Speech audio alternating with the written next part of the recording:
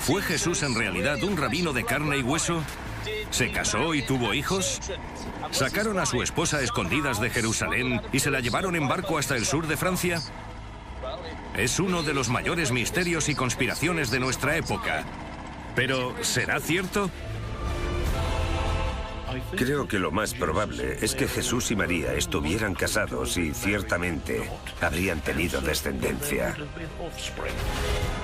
Sabemos que pone Saulus Filia, así que sabemos que tuvo una hija. Así que esto respalda el hecho de que estuviera casado. Sí, y que tuvo hijos. El protagonista de la película de la Iglesia Católica es un hombre llamado Jesucristo, y cualquiera que interfiera en eso tendría que ser borrado de la historia, que es justo lo que hicieron. ¿Cuál es la prueba que demuestra la teoría del linaje? Creo que hay una tumba, que por lo menos es la de María Magdalena. Y puede que más. Puede que fuera del hijo de María Magdalena, o incluso el cuerpo de Jesús.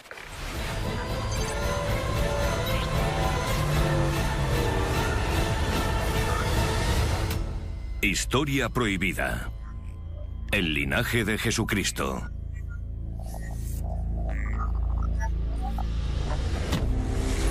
Sur de Francia. Muchos expertos, autores e historiadores creen que Jesús podría haber estado casado con María Magdalena. En el sur de Francia hay una tradición según la cual llegó cerca de Marsella con su hijo, cuyos descendientes se casaron con miembros de la línea real merovingia francesa, creando la Sang Real, un linaje real, el auténtico Santo Grial.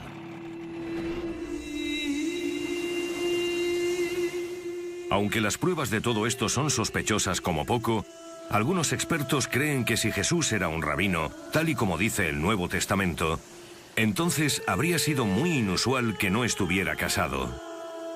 De hecho, en los llamados evangelios gnósticos, que no están incluidos en el Nuevo Testamento y fueron descubiertos en 1945, hay varias referencias muy interesantes a que Jesús y María Magdalena tenían algún tipo de relación. En los evangelios la describen como su amante. Fue una relación ilícita, lo cual queda claro por la reacción de los hombres de la misión, los famosos 12 apóstoles que no la entendían. No eran capaces. Podemos compararlo con la relación entre Yoko Ono y los Beatles. El cuco del nido era un personaje divisivo entre los hombres. Y si leemos entre líneas, era el poder en la sombra, en lo referente a Jesús, que claramente la adoraba. ¿Y si María Magdalena era la especial? ¿Y si Jesucristo se relacionó con ella con objetivos políticos? ¿Y si él era el acompañante de María Magdalena? Como sacerdote, ¿cómo encaja tu visión sobre la teoría del linaje con tu fe? Puedo reconciliar mi creencia de que Jesús era verdaderamente humano y divino al creer que estuvo casado, que tuvo hijos y que llevó una vida terrenal que era genuina y completa. Su naturaleza divina y su humanidad estaban perfectamente combinadas. De ser célibe, no habría sido un hombre completo. Pero la Biblia menosprecia a María Magdalena, ¿no crees? Creo que la Biblia fue editada solapadamente por aquellos que reunieron los libros canónicos y aparecen bastantes referencias a esto en los evangelios apócrifos. Los manuscritos del Mar Muerto que se encontraron en Qumrán son muy educativos y merece la pena estudiarlos. Parece que los que reunieron las escrituras del Nuevo Testamento lo hicieron con el propósito de evitar cualquier referencia al matrimonio, la familia y los hijos de Cristo. Curiosamente, algunos creen que Leonardo da Vinci dejó un sutil mensaje escondido sobre esta relación en una de sus obras más famosas, La Última Cena.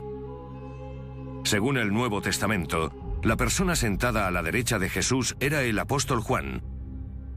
Pero la figura que Leonardo dibujó parece bastante femenina. Incluso se le pueden adivinar unos senos. En el Nuevo Testamento se menciona que el joven Juan se inclinaba hacia Jesús. En el cuadro de Da Vinci, este personaje no podría estar más alejado de Jesús. Es como si estuvieran unidos por la cadera, pero los personajes forman una especie de hueco con forma de V entre ellos. Obviamente está diciendo, mirad, esta no es la versión bíblica. Quiero que os fijéis bien en esto. La idea de una relación o incluso un matrimonio ya es bastante polémica, pero algunos llegan todavía más lejos y creen que Jesús no ascendió al cielo desde la cruz, sino que sobrevivió a la crucifixión y que José de Arimatea, el tío de Jesús, hizo un trato con Poncio Pilato, el gobernador romano de la época. La crucifixión tiene un par de aspectos interesantes de los que nadie habla, uno de los cuales es que no permitieron que nadie se acercara a la cruz. Todos los relatos que hay son de gente que la observó de lejos. En segundo lugar, el mismo lugar desde que la observaron, al parecer, fue el jardín del tío de Jesús, José de Arimatea, y cuando lo bajaron de la cruz, nadie pudo ver claramente lo que estaba pasando, porque estaban muy lejos. Lo bajaron y lo llevaron a la tumba de José. Así que nadie, aparte de los que estaban justo delante, habría podido distinguir si estaba vivo o muerto. ¿Habrían puesto un sedante en la esponja? ¿Cómo lo organizarían todo? Lo vieron desde lejos. Además, esto resolvería un problema político, que es que Jesucristo ya no era bien recibido. Era un rebelde y los romanos estarían mejor sin él. Pero como su tío tenía tan buena relación con el gobierno romano, parece que no es tan descabellado que hubieran llegado a un acuerdo. Hagamos como que le matamos. Y luego te lo llevas de la ciudad.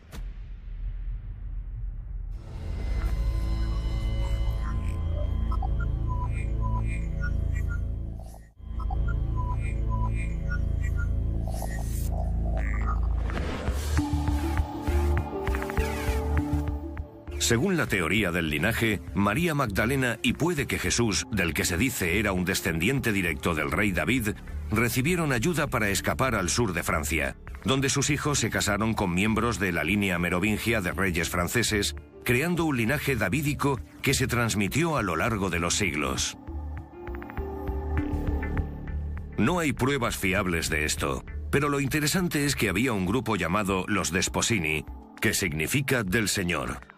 Afirmaban ser los descendientes directos de Jesús y fueron perseguidos por la Iglesia de Roma los primeros siglos después de Cristo.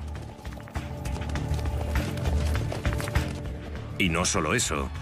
Había comunidades judías al sur de Francia en la misma época, algunos de cuyos dirigentes también afirmaban descender de este linaje davídico. Creo que la leyenda de que viajaron al sur de Francia probablemente sea cierta, y es por un par de motivos. Los romanos no solo tenían muchos asentamientos en el sur de Francia, sino que Poncio Pilato tenía una residencia allí, y si había hecho un trato con los romanos y necesitaba un lugar donde esconderse, ¿por qué no organizarlo con antelación? Además era perfecto para todos, porque fue a la Galia francesa, que era el centro del mundo judío fuera de Jerusalén. Tendría sentido.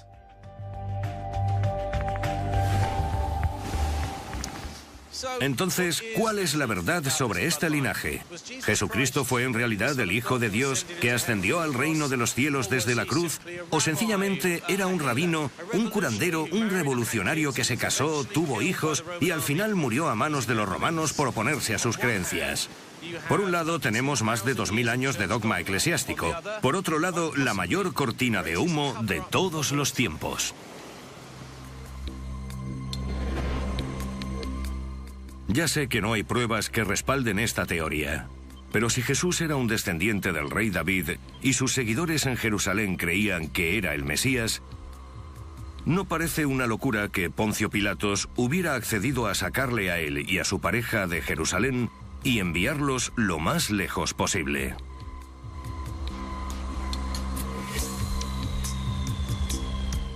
Si a esto le añadimos que hay una antigua tradición que cuenta que María Magdalena llegó a un puerto cerca de Marsella, posiblemente con un hijo, la idea de que ella y quizás Jesús huyeran a esta zona no es tan disparatada como parece.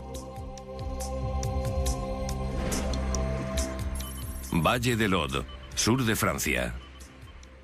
Según las leyendas locales, la historia de que María Magdalena y su hijo llegaron al sur de Francia puede demostrarse porque están enterrados en el pueblo de Rennes-le-Château. Rennes-le-Château, Francia. Según la historia, el sacerdote del pueblo a finales del siglo XIX, Bérenger Saunier, se encontró con unos documentos durante la renovación de la iglesia que le permitieron localizar algo muy importante. Puede que un tesoro o reliquias. Algunos dicen que la tumba de María Magdalena e incluso del propio Jesús. Sea como fuere, es un hecho que este pobre sacerdote rural se volvió inmensamente rico de la noche a la mañana antes de encontrar un final repentino e inesperado. A finales del siglo XIX, el sacerdote de un pequeño pueblo que intentaba sobrevivir con un salario equivalente a 6 libras esterlinas al año o 50 peniques al mes, que serían menos de €1 al mes para vivir, de pronto se convirtió en el hombre más rico del sur de Francia y se puso a gastar como si no hubiera un mañana. Renovó por completo la iglesia, se construyó una magnífica villa, Villa Betania, colocó estatuas alrededor de la iglesia y se dedicó a gastar, gastar y gastar. ¿Y de dónde salió el dinero? Eso sigue siendo un misterio sin resolver. Hay una teoría según la cual chantajeó al Vaticano porque había descubierto lo que supuestamente sería la tumba de María Magdalena, con documentación que sugería que Jesús no había resucitado, sino que había sobrevivido a la crucifixión. Se había ido al sur de Francia con María Magdalena, donde habían formado una familia, abandonando todas sus ideas mesiánicas en Israel. Al descubrir esto, Saunier pudo decirle al Vaticano: por cierto, he descubierto que toda vuestra iglesia se fundamenta en un error, y si me pagáis no diré nada. Así que supuestamente era un chantajista.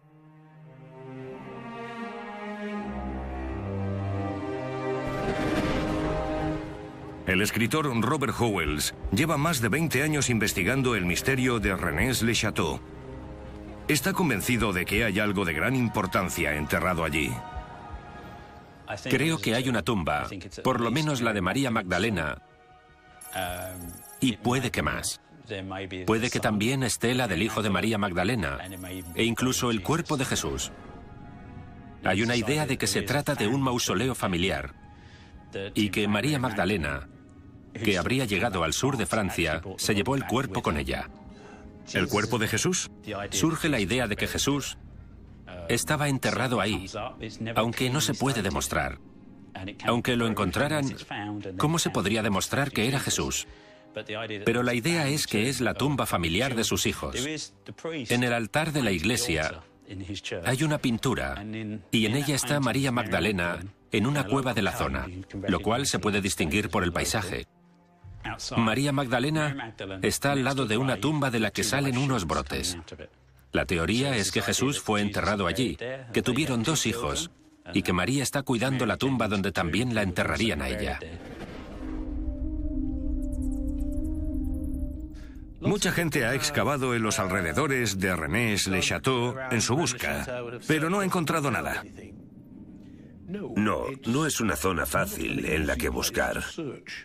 Muchas tumbas alrededor de Rennes son cuevas de piedra caliza, y hay miles de ellas. Podría estar enterrada en cualquier lugar de la zona. Y es extraño que muchas iglesias en el sur de Francia estén dedicadas a María Magdalena. como la de Saunier en Rennes. ¿Podría haber pruebas de este linaje, la tumba de María Magdalena, y puede incluso que la de Jesús, en las colinas del sur de Francia?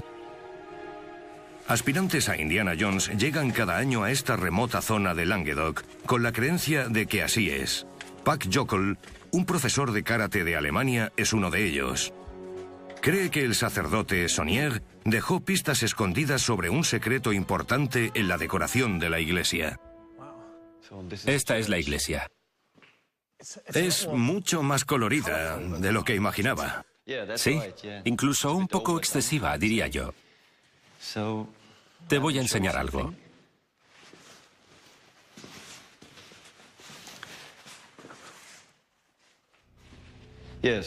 Esa es la pintura del altar. Obviamente se trata de María Magdalena arrodillada en una cueva.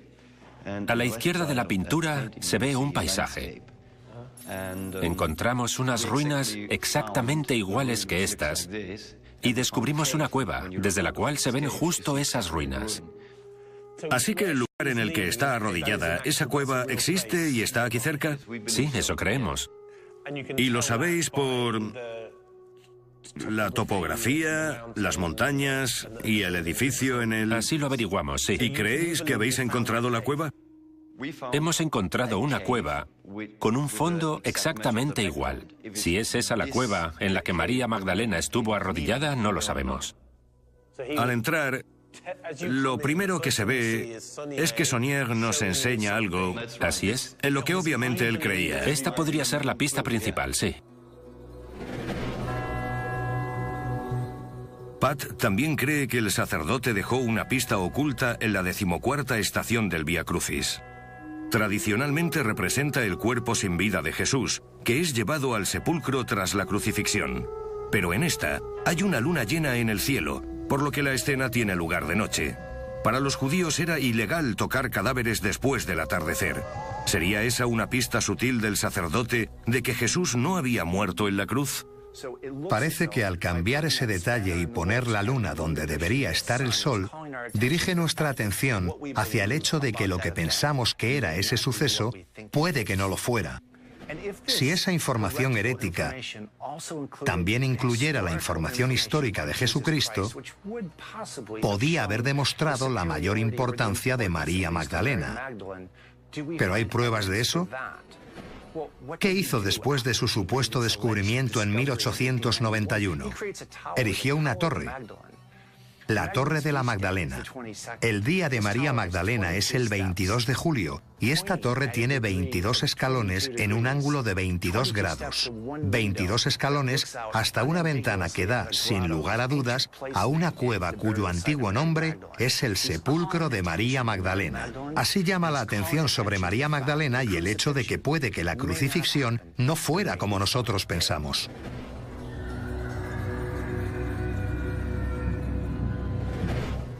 Esperaza, Francia. No todo el mundo cree que el misterio esté conectado con el linaje. Corhan de Raff dirige la página web más popular de Rennes-le-Château, y aunque piensa que es un auténtico misterio cómo el sacerdote amasó su fortuna, cree que la idea de que haya una tumba por la zona de María Magdalena o Jesús es totalmente absurda. A todo el mundo le gusta un buen misterio. Aquí viene gente en manadas porque creen que todavía puede haber algo que encontrar.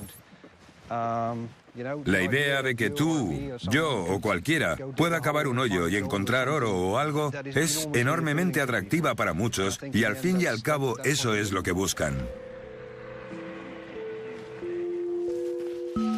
¿Y crees que Saunier sí encontró un tesoro bajo la iglesia? Creo que algo tuvo que encontrar. Tuvo que haber algo que justificara todo el dinero que se gastó. Pero si hubiera encontrado algo, tendría que ser algo realista. Algo que se pudiera poseer o vender. Me parece poco probable que encontrara el cuerpo de Jesucristo o algo así. Eso sería muy disparatado. Pero si hubiera encontrado oro, o las pertenencias o los muebles de alguien o lo que sea, podría haberlo vendido y así conseguir dinero. ¿Y crees que Jesús está enterrado aquí, que hay una tumba familiar? ¿No crees en eso? No, no, no. Es muy poco probable.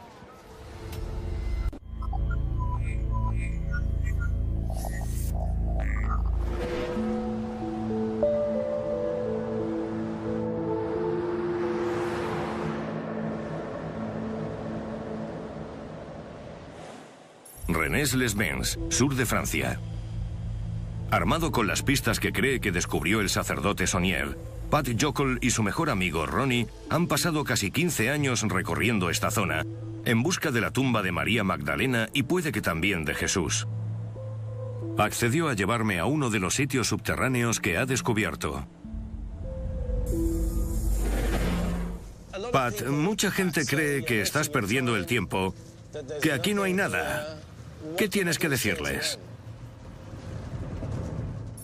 Ya, muchos dicen que es como el monstruo del lago Ness, en Escocia. Pero hay tantos rumores y tantos hechos históricos que no se puede descartar. Sí. ¿Es aquí? Hemos llegado, sí. Vaya. Bueno. ¿Y cómo entramos? Te deslizas y ya estás dentro. Vale. ¿Entras primero? Sí, vale. ¿Llevas la linterna? Sí. ¿Qué crees que hay enterrado en Rennes-le-Château?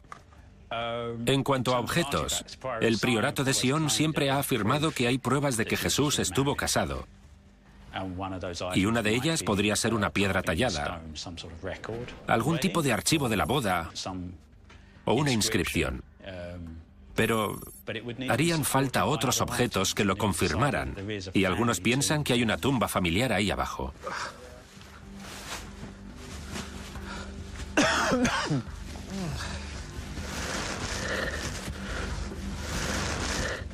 ¿Estás bien? Sí.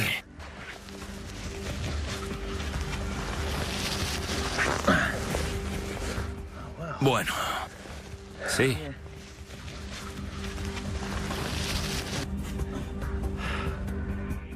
La entrada es un poco estrecha. Sí. ¿Cómo de peligroso es lo que hacéis? Es bastante peligroso, porque somos aficionados. No somos arqueólogos, ni espeleólogos. Así que vamos probando.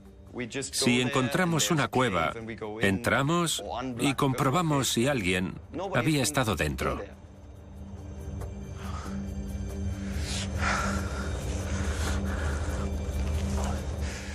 ¿Y este es el tipo de cuevas en el que pensáis que podría haber algo enterrado?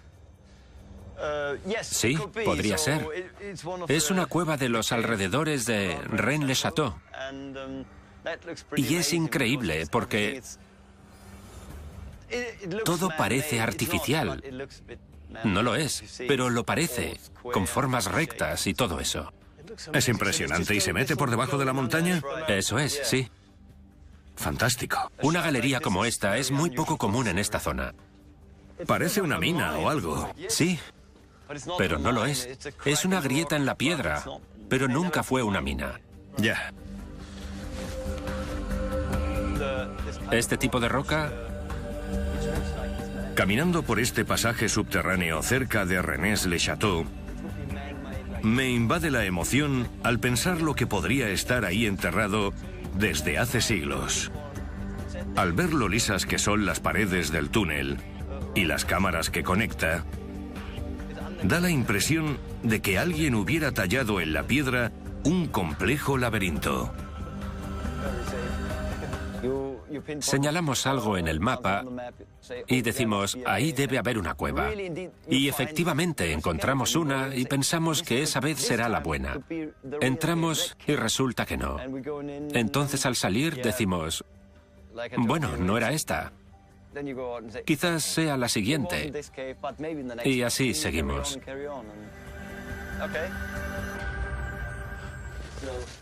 Vaya, mira eso. Aquí termina. Si quisiera enterrar algo, Pat, este es el tipo de sitio en el que lo haría. Sí, yo también. Así nadie lo encontraría. Si lo enterraras ahí, ¿luego qué harías? ¿Lo taparías con un montón de piedras?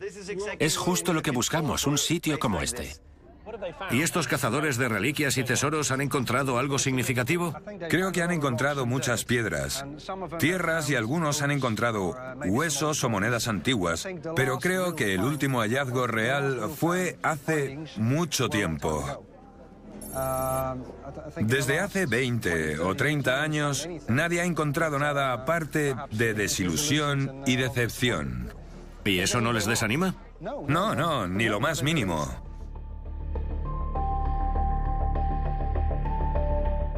Siempre optimista, Pat decidió bajar con Ronnie por un pequeño túnel que no habían explorado antes. Era demasiado estrecho para mí, así que me quedé observándolos. ¿Sería el momento en el que por fin encontrarían la tumba?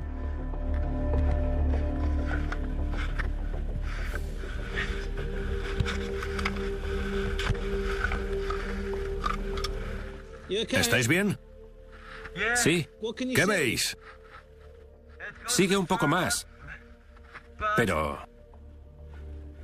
esto es muy estrecho. ¿Es demasiado pequeño para mí? Sí, Vale. eso creo. Aquí hay otro pasadizo. Con agua. Le encanta. Se nota cómo se le iluminan los ojos cuando ve algún hueco por el que gatear. Sigue tan emocionado como el día que empezó. He llegado al final. Es bastante grande. ¿Has dicho que es grande? Desde aquí no lo parece. Largo, quería decir. ¿Cómo era? Muy estrecho. ¿Sí? Deja que coja la cámara. Ya está. ¿Cómo era? Muy estrecho. Pero ha sido interesante explorarlo. ¿Sí? Sí. ¿Merece la pena seguir excavando aquí? No creo. ¿Te sorprende la pasión que este lugar parece producir? La gente viene año tras año. Es de locos, ¿verdad? Este sitio se está convirtiendo en un lago Ness religioso o algo así. Si me sorprende, bueno, yo también vuelvo. Así que supongo que estaré tan loco como el resto. ¿Qué crees tú que hay enterrado aquí, si es que hay algo? No creo que quede nada, pero si hubiera algo sería un tesoro de la Revolución compuesto por objetos valiosos de la Iglesia y otros objetos que hubieran pertenecido a la nobleza de la zona.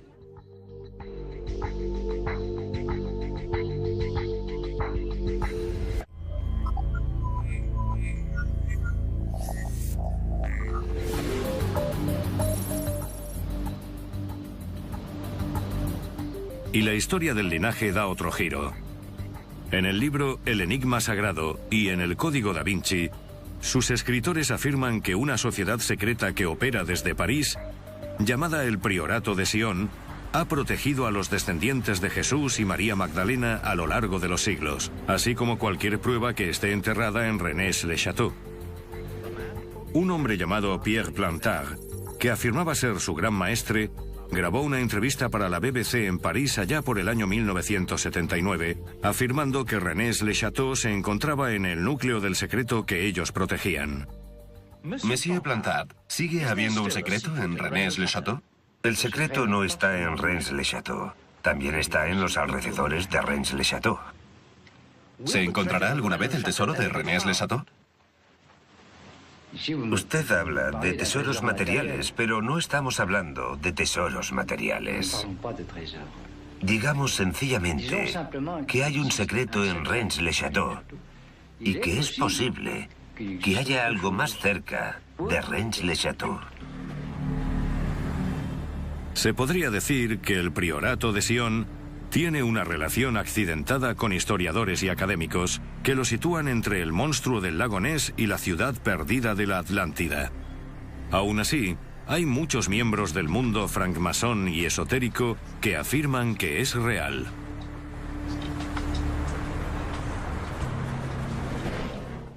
Se supone que algunos de sus maestres fueron Leonardo da Vinci, Sir Isaac Newton y el artista francés Jean Cocteau. Según los autores de este libro, hay dosieres secretos relacionados con el linaje al otro lado de la calle, en la Biblioteca Nacional. Estos dosieres aparecieron por primera vez en la Biblioteca de París en los años 50. Y aunque la mayoría de académicos los descartan, al igual que al Priorato de Sion, como un engaño, el escritor Robert Howells se ha pasado más de una década investigando esta sociedad secreta y, según cuenta, ha logrado obtener un acceso privilegiado a su círculo interno. Los dosieres eran como un casillero de información en el que los miembros del priorato depositaban datos para compartirlos. Era como un centro de información de los años 50. Depositaban documentos, los retiraban y los compartían entre sus miembros. Uno de los objetos que se encontró ahí fue una lista de los grandes maestres del Priorato de Sion. Era una especie de lista de los deseos esotérica a través de la historia.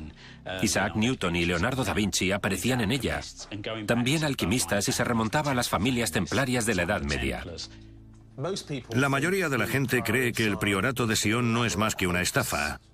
Rob, ¿qué pruebas has encontrado para refutar eso? Todavía existen hoy en día, y la cantidad de información que tienen, la información original que poseen, indica que tienen algún tipo de conocimiento histórico sobre estas herejías y estos secretos.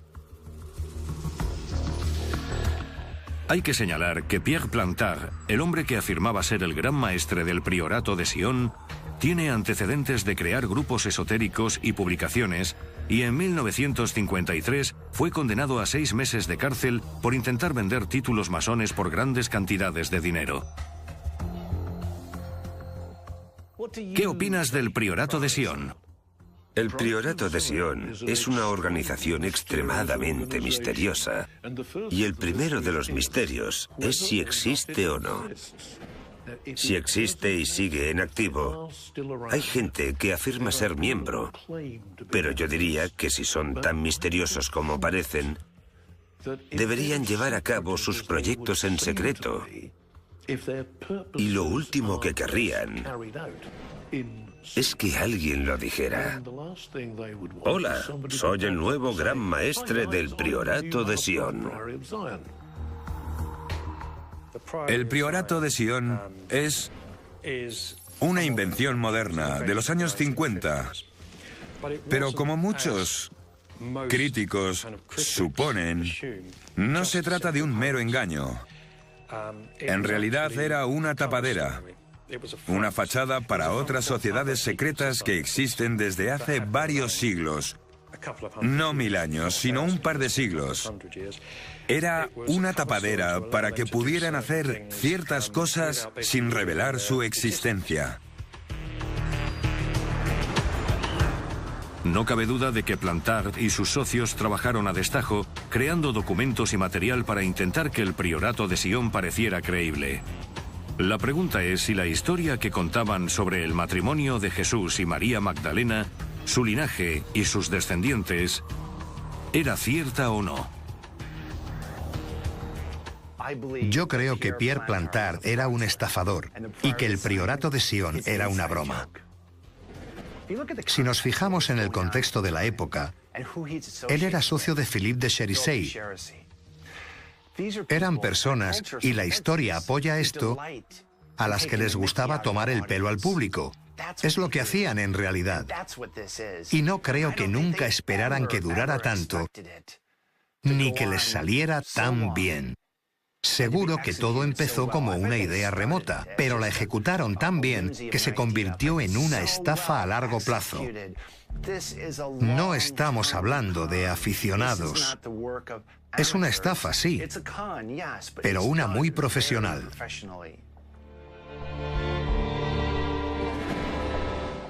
Londres.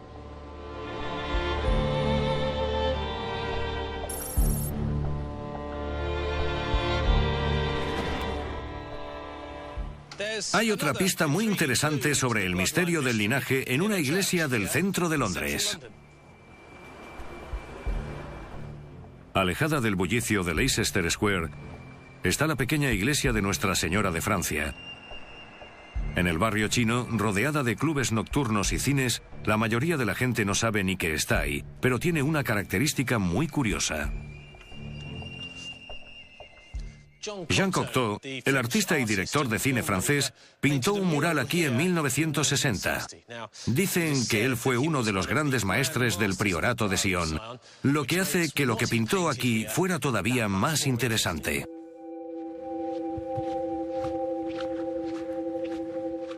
Pintó un enorme mural de la crucifixión dentro de una pequeña capilla lateral, pero está repleto de elementos extraños. Por ejemplo, de la persona que está siendo crucificada solo se ven los pies. ¿Sería una referencia a la idea de que Jesús no murió en la cruz? También es extraña la figura que algunos creen es el propio Jesús, que tiene el símbolo del pescador en el ojo y mira hacia la cruz con el ceño fruncido. A esto se le añade la llorosa figura de una joven mujer, demasiado joven para ser su madre, pero que posiblemente fuera su esposa. María Magdalena ocupa una posición prominente al lado de la cruz. Y para rematarlo, Cocteau se pintó a sí mismo en la escena, observándola con lo que parece ser una expresión irónica.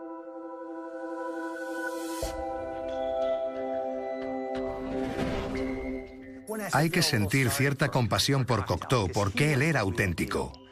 Era un genio esotérico y un gran artista, que probablemente intentó transmitir un mensaje herético con este mural. Pero cuando digo pobre Cocteau, es porque se le asociaba con el priorato de Sion. Se dice que fue uno de sus grandes maestres, pero no tuvo nada que ver con ellos. Así que este maravilloso mural, que probablemente contenga información herética valiosa, acaba en el mismo saco que el priorato de Sion, que obviamente fue una invención desde el comienzo.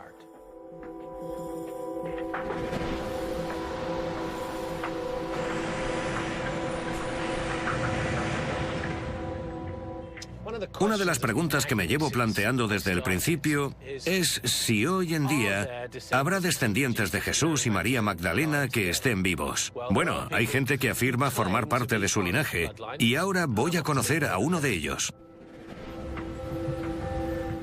La familia Montgomery afirma que su linaje se remonta hasta los reyes de Mesopotamia, 1000 años antes de Cristo.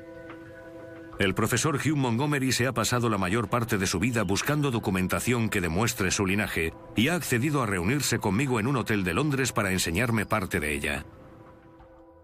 Esto es una copia, una fotografía de los evangelios siríacos que se encuentran en una universidad de Cambridge y son muy famosos. Esta es la versión más antigua. Se podría decir que es una versión del arameo. Es la versión nabatea del arameo, que era el idioma en el que Jesús y sus hermanos hubieran hablado. Lo que tenemos aquí es una traducción del siglo XVI.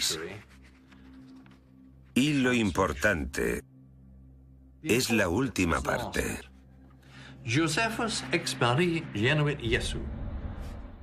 José y María engendraron a Jesús y a sus hermanos Judas y Jacobo.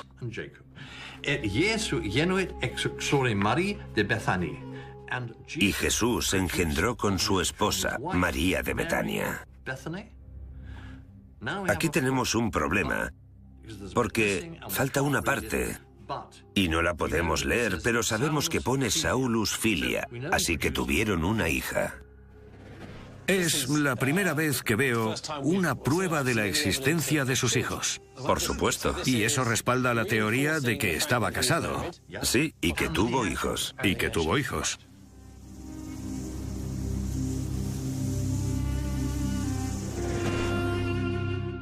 Hugh también me enseñó un fragmento de papiro que se cree data del siglo IV después de Cristo. Los expertos lo han llamado el Evangelio de la esposa de Jesús, porque en el texto copto están las palabras: Jesús les dijo, mi esposa. El mundo académico está dividido sobre su autenticidad y el Vaticano lo ha declarado falso. ¿Pero podría ser la prueba escrita más definitiva de un matrimonio? Jesús tenía una familia normal. Tenía padre, madre, madrastra, hermanos y hermanas. Y los seres humanos normales, sobre todo los judíos, y más si eran miembros de la clase alta, tenían que casarse. Jesús dijo que había enseñado en el templo. Y según la ley toránica, hacía falta estar casado y ser padre para poder hablar en el templo. Si no, no estaba permitido. Así que un rabino soltero habría sido algo inaudito. Totalmente inaudito, sí. Creo que la auténtica víctima de ocultar la relación de Jesucristo y María Magdalena no es la supresión de lo sagrado femenino, sino la noción de que uno de los dos tiene que ganar. El sagrado masculino es lo importante, no el femenino. Lo que tenemos con Jesús y María Magdalena fue una era, un momento en el tiempo en el que ambos coexistieron. El sagrado masculino y el femenino se necesitaban el uno al otro y ninguno era más importante.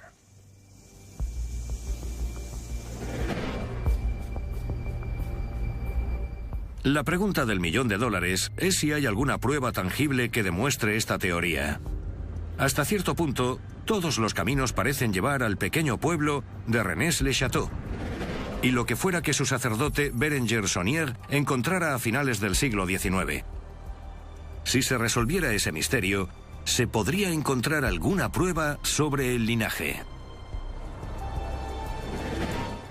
La teoría que me gusta más es que descubrió algo de un valor inmenso.